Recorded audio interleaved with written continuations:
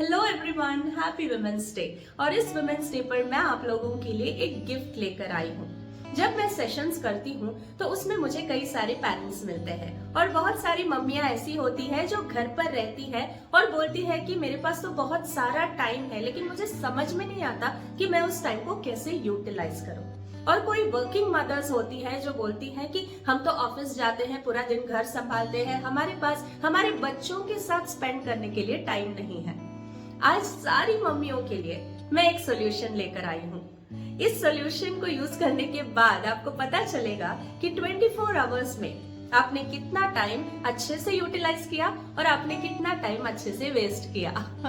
इसलिए आज के बाद अपने टाइम को बहुत ही प्रेशियसली यूटिलाइज करें। इसके लिए आपको ज्यादा कुछ नहीं चाहिए, बस एक पेन और पेपर चाहिए। आप चाहे तो ये टेबल एक्सेल शीट पे भी कर सकते हैं, लेकिन मेरे लिए सबसे इजी है एक पेन और पेपर।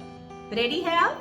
चलिए, आपको सबसे पहले ये लिखना है पेपर पर, मतलब हर घंटे आप दिन में क्या करते हैं। जैसे अगर आप 6 बजे उठते हो तो 6 से 7 बजे आप क्या करते हैं, 7 से 8, 8 से 9, 9 से 10, ऐसे पूरे दिन का आपको इस पेपर पर लिखना है।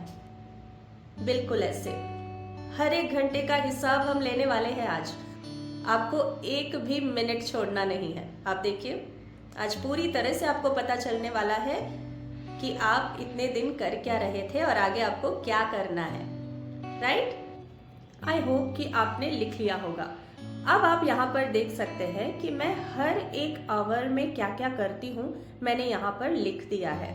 मैं चाहती हूँ आप भी लिखें कि कौन से टाइम पर आप क्या करते हैं। उसके बाद जो क्रॉस और टिक लगाया है वो कैसे लगाया है वो मैं आपको समझाऊंगी। पहले आप सारा लिख लीजिए कि हर घंटे को आप कैसे यूटिलाइज करते हैं या आप कैसे वेस्ट करते हैं। आप यहाँ वीडियो को पॉज भी कर सकते हैं। आई होप कि आपने लिख लिया होगा। अब आपको खुद ही पता चल गया होगा कि आप कितना टीवी और मोबाइल में टाइम यूज कर रहे हैं। आगे जो मैंने क्रॉस और टिक किया है वो कैसे किया है वो अभी मैं आपको समझाती हूँ। आप सुबह का मेरा टाइम अगर देखें तो किचन एंड होम क्लीनिंग वो चीज़ें होती है जो हम अवॉइड नहीं कर सकते। हर एक दिन हमको ये काम करना होता है और उस काम के लिए हमको इतना ही टाइम देना होता है, और इसलिए मैंने यहाँ पर क्रॉस लगाया है क्योंकि हम इस टाइम को चेंज नहीं कर सकते, हम उसमें ऊंच नीच कुछ भी नहीं कर सकते। राइट? अब 10 से 11 बजे अगर आप देखो तो मैंने लिखा है टॉक टू अम्मा, मतलब मेरी मम्मी से मैं बात करती हूँ।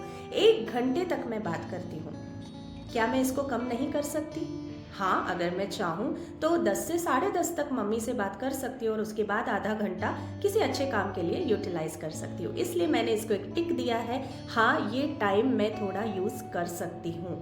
फिर मैं 11 से 12 बजे तक थोड़ा टीवी और मोबाइल देख लेती हूँ क्योंकि मुझे लगता है कि थोड़ा एंटरटेनमेंट भी ज़रूरी है। लेकिन आप देखिए कि 1 घंटा मेरा वहाँ पे जा रहा है।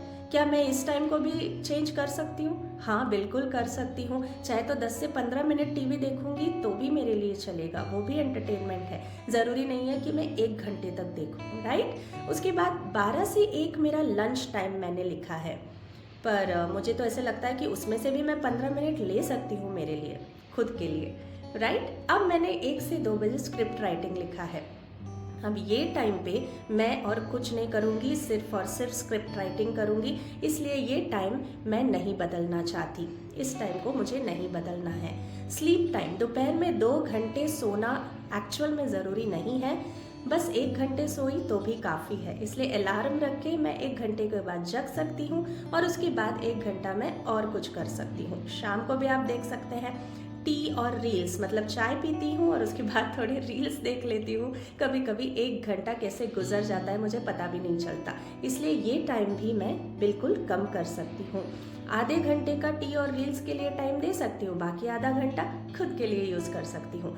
अब 5 to 6 आप देखिए कि वर्कआउट और इवनिंग फूड होता है बच्चों के लिए, वो तो मुझे बिल्कुल भी चेंज नहीं करना है, वो जैसा होगा वैसे ही रहेगा। फिर प्रेयर होता है और डाउनस्टेयर्स जाते हैं हम खेलने के लिए बच्चों को। तो वो भी मैं बिल्कुल चेंज नहीं कर सकती, क्योंकि बच्चों की फिजिकल एक्टिविटी भी बहुत इम्पॉर्टेंट है। उसके बाद डिनर टाइम होता है, उसको भी मैं चेंज नहीं कर सकती। लेकिन उसके बाद 9 to 10 एंड 10 to 11 आप देख सकते हैं कि टीवी देखने में मैं एक्चुअली बर्बाद करती हूँ। उस टाइम पर अगर मैं थोड़ी रीडिंग करूँ, या फिर मैं और भी स्क्रिप्ट राइटिंग करूँ, या फिर एडिटिंग करूं, या फिर मेरा कंटेंट का थोड़ा मैं ध्यान में रखूं, तो वो टाइम मैं बहुत अच्छे से यूटिलाइज कर सकती हूँ।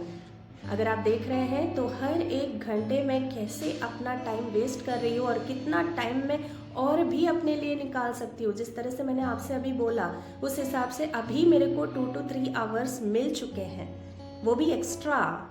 मैं बोल रही थी कि मेरे पास टाइम नहीं है, टाइम नहीं है, लेकिन आप देख सकते हैं कि अभी एकदम अच्छे से क्लियरली मुझे दिख रहा है कि मेरे पास टाइम ही टाइम है। अब यहाँ आपको साफ साफ दिख रहा है कि यहाँ से मैं आधा घंटा, और देखिए थोड़ा बहुत टाइम अगर मैं निकाल लूँ तो आपको यहाँ पे बिल्कुल क्लियर दिख गया कि मेरे पास 3 hours 45 minutes है हर दिन का, वो भी एक्स्ट्रा। अभी मैं इसी को वेस्ट कर रही हूँ। तो क्या आपको नहीं लगता कि ये टाइम भी मैं कुछ अच्छे काम के लिए यूटिलाइज कर सकती हूँ? अगर कुछ नया स्किल सीखना हो, कोई कोर्स कंप्लीट करना हो, या फिर कोई योगा क्लास को ज्वाइन करना हो, कुकिंग क्लास ज्वाइन करना हो, अगर आप बहुत दिन से चाह रहे हैं कि यूट्यूब वीडियो बनानी है, तो एक वीडियो नहीं बना सकते हम? आराम से कर सकते हैं। बस ऐसे ही आपको 5 मिनट में समझ में आ जाएगा कि आप कितना टाइम वेस्ट कर रहे हैं और आपके पास कितना एक्स्ट्रा टाइम है।